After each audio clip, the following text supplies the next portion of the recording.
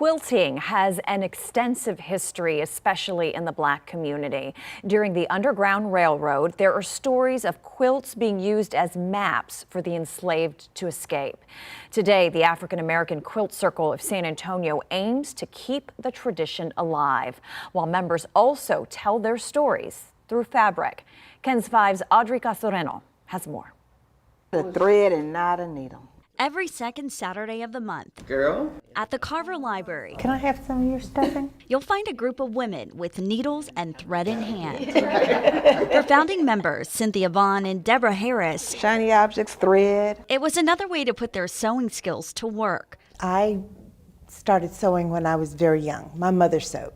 So taking her scraps and dressing Barbie.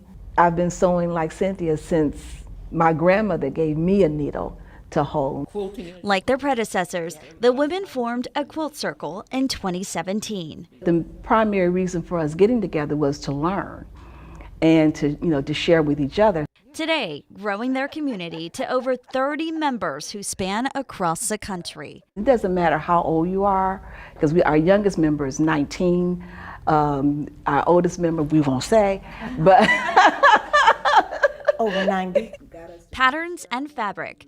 And don't forget a side of socialization. You know what the bottom line is? I have fun. That's all that counts. The threads of community sewn by those who understand. it's therapy. The quilt behind me is African American sampler quilt.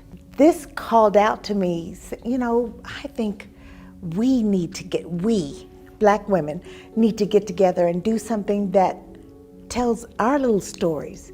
Stories of the good, bad, and the ugly stitched together.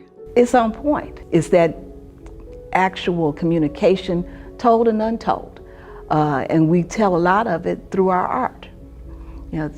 That sampler is the prime example of the things that we've either experienced directly or indirectly. So it's important to be able to relate to one another. Told with hands that know scraps, pieces, and patience lay out well as quilted stories. It's telling the history of us, and you can't hide this. We want others to remember their history and share their history as well. People sew everywhere. Audrey Casoreno, KENS 5.